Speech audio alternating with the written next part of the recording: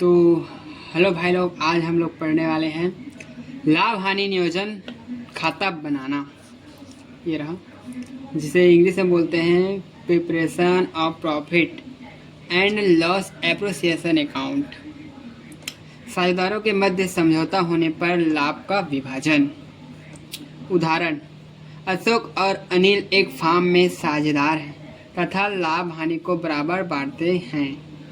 1 जनवरी 2017 को उनकी पूंजी क्रमशः ₹40,000 तथा ₹20,000 की थी। उनको लाभ बांटने से पूर्व पूंजी पर ब्याज 5% प्रति वर्ष की दर से देना है। 31 दिसंबर 2017 को समाप्त वर्ष का लाभ पूंजी पर ब्याज देने के पूर्व 16,000 था। उपरोक्त लेखा करने के लिए आवश्यक पंजी प्रविष्टि कीजिए तथा 31 दिसंबर 2017 को समाप्त वर्ष का लाभ हानि नियोजन खाता बनाइए। तो देखिए, इसमें यह बता रहा है कि अशोक और अनिल एक फार्म में 2 साझेदार हैं तथा लाभ हानि को वो क्या करते हैं, बराबर हिस्सों में बांटते हैं। बस शो किया, देखिए। उसके बाद इन्होंने इस फार्म को शुरू किया 1 जनवरी 2017 को। उनकी पूंजी थी, क्रमशः दिया है तो क्रम से है, पहले वाले का पहला, दूसरा वाले का दूसरा। तो जो अशोक है उसकी पूंजी 40,000 है और जो अनिल है उसकी पूंजी 20,000 है। और उनको लाभ बांटने से पूर्व पूंजी पर ब्याज 5% प्रति वर्ष की दर से देना है। उनको लाभ बांटने से पहले, मतलब दोनों साझेदार को लाभ बांटने से पहले पूंजी पर 5% प्रति वर्ष की ब्याज देना है।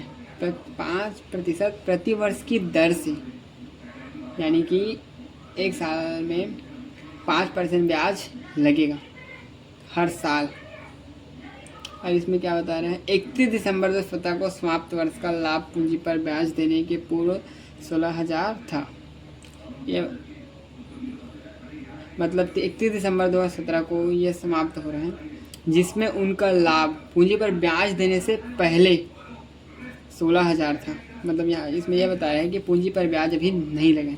तो हमको यहाँ पर क्या करना है, करना यह है कि इन जो दोनों पूंजी इन पर ब्याज निकालना है और इस ब्याज को साझेदारों के खाते में डालना है और उसके बाद उसमें हम ब्याज लगाएंगे 5% की दर से इन दोनों में, और इसमें उनका जो लाभ हुआ है उसको आपस में बांटेंगे। तो चलिए आइए बनाते हैं अकाउंट्स लाभ हानि नियोजन खाता।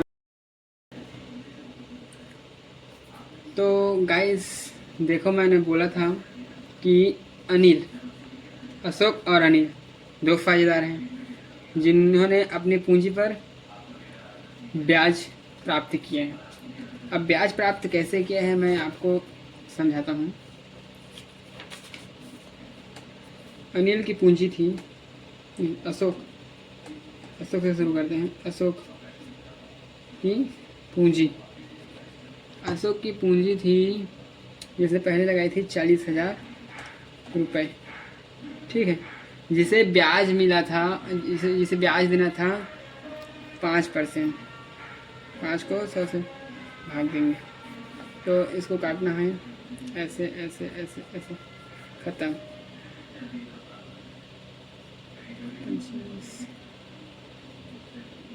2,000 निकला, ये आ गया इनका ब्याज 2,000 अशोक की पूंजी पर। अब अनिल जो है, अनिल की पूंजी देखते हैं।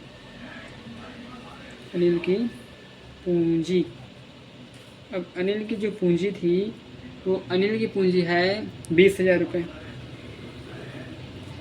जिसे प्रतिवर्ष ब्याज देना था 5% दर से।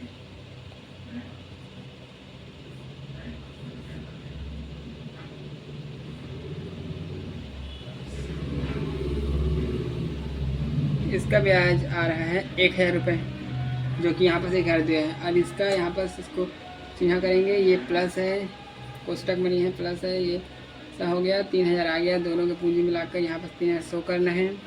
उसके बाद हम बांटेंगे साझेदारों का लाभ, जो कि 16,000 लाभ हुआ था। यहाँ पर मैंने लिख दिया है, ये रहा 16,000 लाभ इनको साल के लास्ट में हुआ था। ये 16,000 है वो है।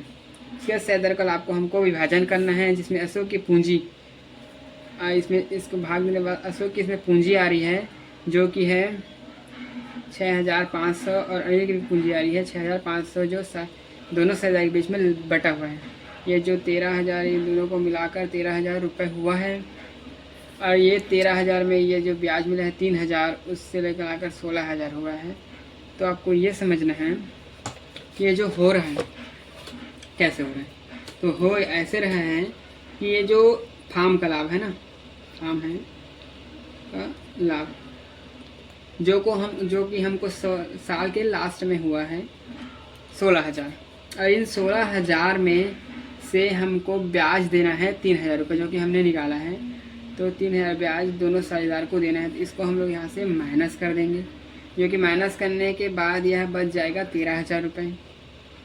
और इन 13,000 रुपये में से हमें दो साझेदारों के जो दो साझेदार हैं अशोक और अनिल, इन दोनों को बांटना है।